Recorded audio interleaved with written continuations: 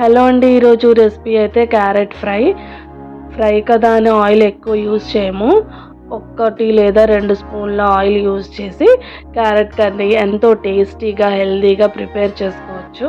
మనం క్యారెట్ని pieces cut చేసి ఆయిల్లో ఫ్రై చేస్తే అందులో ఉన్న పోషకాలు అయితే చాలా వరకు లాస్ అవుతాయి. సో అలా కాకుండా మనం లైట్గా ఫ్రై చేసి కర్రీని ఎంతో టేస్టీగా చేసుకోవచ్చు.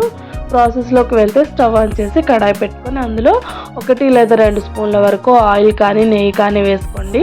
అది కొంచెం హీట్ అయిన తర్వాత అందులోనే శనగపప్పు, మినప్పప్పు, ఆవాలు, జీలకర్ర పోపు కోసం వేసుకోవాలి. అవి కొంచెం ఫ్రై అయిన తర్వాత 4 జీడిపప్పులు కూడా వేసుకొని ఫ్రై చేసుకోండి. అవి కూడా కొంచెం కలర్ చేంజ్ అయిన తర్వాత 1 లేదా 2 మీడియం సైజ్ అయితే 2, పెద్ద సైజ్ అయితే 1 ఆనియన్స్ సన్నగా కట్ చేసుకొని ఫ్రై చేసుకోవాలి. అవి మరీ ఫ్రై అవ్వకముందే 2 రెబ్బల కరివేపాకు కూడా వేసుకొని ఫ్రై చేసుకోవాలి. నేనైతే కరివేపాకు ఎక్కువగా యూస్ చేస్తాను. మీ టేస్ట్ తగ్గట్టు మీరైతే యూస్ చేయొచ్చు అనమాట. సో అవి కూడా ఫ్రై అయిన తర్వాత నేనైతే కొబ్బరి ఎక్కువగానే తీసుకున్నానండి.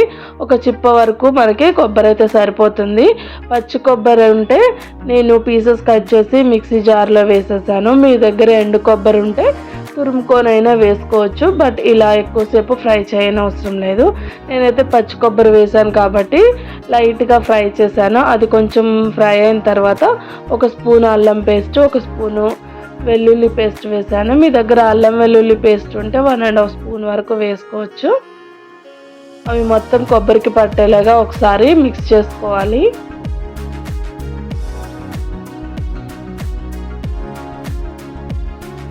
సో కొబ్బరికి అల్లం వెల్లుల్లి పేస్ట్ మంచిగా పట్టిన వరకు ఫ్రై చేసుకోవాలన్నమాట. అవి కూడా ఫ్రై అయిన తర్వాత క్యారెట్ 1/2 కిలో వరకు తీసుకున్నాను. సో నాకు తురిమితే చాలా క్వాంటిటీ వచ్చిందండి. అదే మనం పీసెస్ కట్ చేసి ఫ్రై చేస్తే కర్రీ ఎంతో అవ్వదన్నమాట. 1/2 కిలోకి 1/4 కిలో కర్రీ అవుతుంది. బట్ మనం ఇలా తురుముకుంటే టేస్ట్గా ఉంటుంది. అలానే హెల్త్ కూడా చాలా మంచిది. క్వాంటిటీ కూడా ఎక్కువ అవుతుందన్నమాట. ఒక 4 మెంబర్స్ మంచిగా కడుపు నిండా ఎక్కువగా తినేయచ్చు ఈ కర్రీని. సో మనం ఫస్ట్ వేసుకున్న మసాలా అంతా క్యారెట్ తురుముకు పట్టేలాగా కలిపేసుకోవాలి. ఒకసారి అలా కలుపుకున్న తర్వాత 1/2 స్పూన్ పసుపు, 1.5 స్పూన్ ఉప్పు వేసుకోవాలి.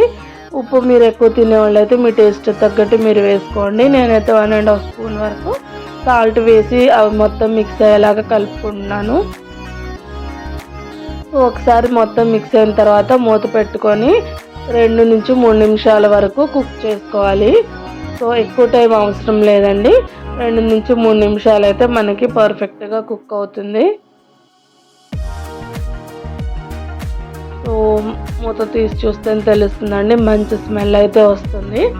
క్యారెట్ ఫ్రై మనకి 90% వరకు అయిపోయినట్టే.